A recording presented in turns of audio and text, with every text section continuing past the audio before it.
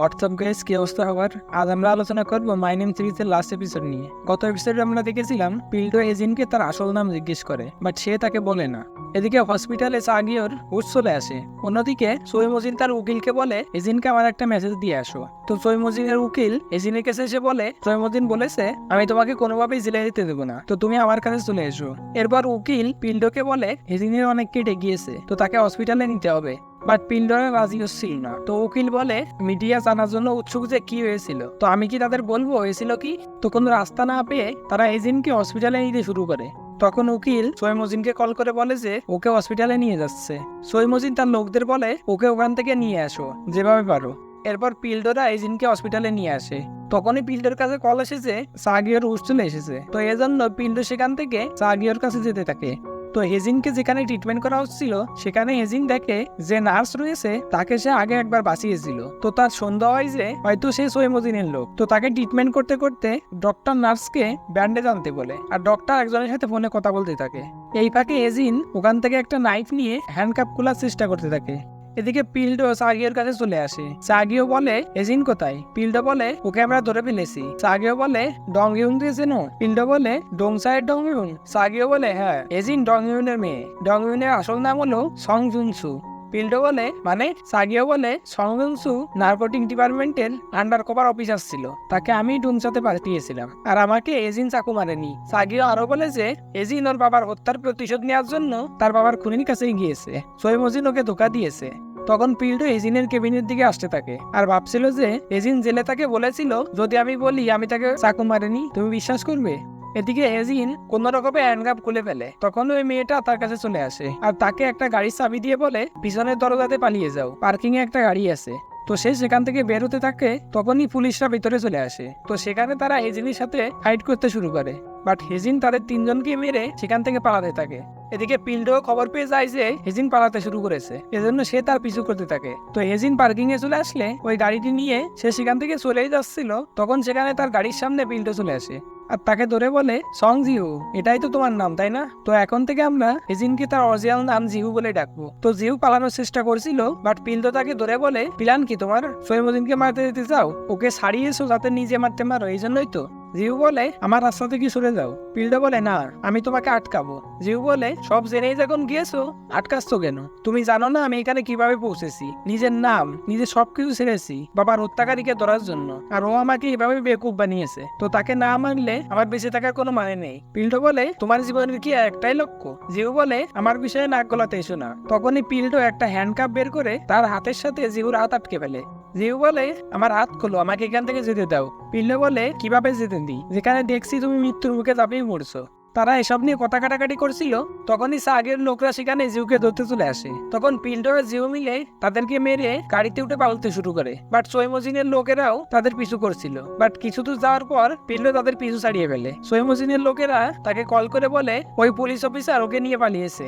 এরপর পিল্ডো জিউকে নিয়ে একটা সমুদ্রের পাড়ে বাড়িতে আসে। সেখানে এসে পিল্ডো জিউর যেসব জায়গায় আঘাত লেগেছে সেখানে ব্যান্ডেজ করতে থাকে আর বলে আমার বোন মারা যাওয়ার পর থেকে আমি আমার কাছে চাকু রাখতে শুরু করি। ভেবেছিলাম ওই হারামিকে যেদিন পাবো ওকে ওখানেই মেরে ফেলবো। আমি প্রতি রাতে ওকে মারার স্বপ্ন দেখতাম। দেখতে দেখতে আমি আমার নিজেকে শেষ করে ফেলছিলাম, ঘৃণায় ভরা একজন খুনির মতো। আমি নিজেই নিজেকে মারছিলাম। তো আজ থেকে তোমার একা লড়ার কোনো দরকার নেই, আমি সবসময় হাতে থাকবো তোমার। তখন জিউ দেখে পিল্ডোর হাতে কেটে গেছে, যেখানে হ্যান্ডকাপ লাগানো ছিল। তখন সে পিল্ডোকে কিস করে, আর এর পরের সিন তো আপনারা জানেন, তো আমার বলার কোনো প্রয়োজনই নেই। এরপর জিউ পিল্ডোকে তার বুকে থাকা ট্যাটুটা দেখায় আর বলে সৈমজিন আমাকে এই ট্যাটুটা দিয়েছিল, বাট আমি এটা জ্বালিয়ে দিয়েছি। পিল্ডো বলে চলো আমরা সবাই মিলে ওকে ধরি, তোমার বাবাও তো এটাই চেয়েছিল, এর জন্য তিনি তার লাইফ স্যাক্রিফাইস করেছে। এদিকে সৈমজিনকে দেখানো হয় সে বসে বসে ভাবছিল যে ডং ইউন আর তার রিলেশন কতটা ভালো ছিল, বাট সে পুলিশ জানার পর সে নিজে গিয়ে তাকে কিভাবে মেরে ফেলেছে। তখন তার উকিল এসে তাকে বলে আপনাকে এখনই পেলাতে হবে, শুনেছি ওদের কাছে অনেক শক্ত এভিডেন্স আছে। আমার মনে হয় ওটা জিউ, আপনি বলেছিলেন ওকে বের করলে ও সবার আগে আপনাকে মারতে আসবে। সৈমজিন বলে ওটাই তো, ওর সবার আগে আমার কাছে আসার কথা ছিল, পুলিশের সাথে মিলে ধোকা দিয়েছে আমাকে। আর সে তার বন্দুক বের করে বলে যেদিন থেকে ওকে আমি রাস্তা থেকে বাঁচিয়েছি সেদিন থেকে ওর জীবন আমার। তার উকিল বলে আপনি একটু থামেন। সৈমজিন বলে একদম চুপ, হয় ওকে মারবো না হয় আমি নিজে মরবো, তো চলে যায় এখান থেকে। তখন তার উকিল ডংসা ছেড়ে চলে যায়। এদিকে জিউর ঘুম ভেঙে গেলে সে উঠে সমুদ্রে পাড়ে হাঁটতে বেরোয় আর ভাবতে থাকে তার বাবা তাকে বলেছিল সে যেন একটা নর্মাল লাইফ জীবনযাপন করে। একটু পরে পিল্ডো উঠে থাকে জিউ সেখানে নেই, এজন্য সে তাড়াহুড়ো করে বাইরে চলে আসে আর দেখে সে সমুদ্রে পাড়ে হাঁটছে। জিউ তার কাছে সে বলে, কি ভেবেছিলে আমি চলে গেছি? পিল্ডো বলে, একটু ভয় পেয়েছিলাম। জিউ বলে, ভয় পাওয়ার কি দরকার, আমরা তো পুলিশ, চলো এখন যাই। আর তারা ওই পুলিশ স্টেশনের দিকে যেতে থাকে। তো স্টেশনে যাওয়ার সময় ট্রাফিক জ্যামে তাদের গাড়ি দাঁড় করানো হয়। তখন তাদের বাকি কলিগেরা তাদের দিকে আসতে থাকে। পিল্ডো তাকে বলে, অনেক কষ্ট হবে তোমার এটাতে, পুরো দুনিয়া তোমাকে এটা নিয়ে কথা শোনাবে, তোমার বদনাম করবে। জিউ বলে, আমি জানি, এটার জন্য আমি প্রস্তুত আছি। পিল্ডো বলে, যাই হয়ে যাক না কেন আমি তোমার সাথে সবসময় থাকবো। তখনই তাদের গাড়ির পাশে সৈমজিনের একজন লোক আসে আর সে পিল্ডোর মাথায় গুলি করে তাকে মেরে ফেলে। এটা থেকে জিউ তো পুরো শকড হয়ে যায়। বাট ওই পুলিশেরা সেই গাড়ির দিকে আসছিল, এজন্য জিউ কোনো রকমে সেই গাড়ি থেকে নেমে যায় আর সে তার বন্দুক নিয়ে ডংসাতে চলে আসে। সেখানের লোকদের সে বন্দুক তাক করে বলে, ভিতরে যাওয়ার দরজা খোলো। তো তাদেরকে সে বন্দুক দেখিয়ে ভিতরে যেতে থাকে, বাট কিছুক্ষণের মধ্যে তাদের সাথে তার ফাইট শুরু হয়ে যায়। তো এখানে জিউ তাদের সাথে ফাইট করে তাদেরকে এক এক করে মারতে মারতে সৈমজিনের রুমের দিকে আসে। সৈমজিন তাকে দেখে বলে, তুমি তো টায়ার্ড মনে হচ্ছে। জিউ বলে, এতটাও টায়ার্ড হইনি যে তোমাকে মারতে পারবো না। সৈমজিন বলে, ঠিক আছে মারো। ডং ইউন দুর্বল ছিল, এজন্য সে এত সুযোগ পাওয়া সত্ত্বেও আমাকে মারতে পারেনি। ওর জেদ ওকে, ওর মেয়েকে, আমাকে, সবাইকে ডিস্টার্ব করতেছে। কিন্তু তুমি ওর থেকে আলাদা, মোটেও ভয় পাও না। তো এখন কি হলো তোমার? এই দিনের জন্যই তো তুমি অপেক্ষা করছিলে, তো পিছিয়ে কেন গেলে? জিউ বলে, হ্যাঁ আমি পিছিয়েছি, কারণ আমি সাধারণ মানুষের মতো জীবনযাপন করতে চেয়েছিলাম। ও আমার কষ্ট বুঝতো, বাট তুমি ওকেও মেরে ফেলেছো। এজন্য আমিও তোমার মতো মনস্টার হবো। যখন তুমি শেষ নিঃশ্বাস ত্যাগ করবে তখন তোমার চোখের দিকে তাকিয়ে দেখবো। এটা বলেই তাদের মধ্যে ফাইট শুরু হয়ে যায়। তো ফাইটের এক পর্যায়ে সৈমজিন জিউকে অনেকগুলো ছুরি মারে। এটার কারণে জিউ তার সাথে ফাইট করতে পারছিল না। বাট কিছুক্ষণ পরেই জিউ কোনো রকমে উঠে সৈমজিনের পেটে ছুরি মেরে দেয়। তখন সৈমজিন জিউর বন্দুকটা উঠিয়েই তাকে গুলি করতে গেলে জিউ দৌড়ে গিয়ে তার বুকে ছুরি মেরে দেয় আর সৈমজিন সেখানেই মারা যায়।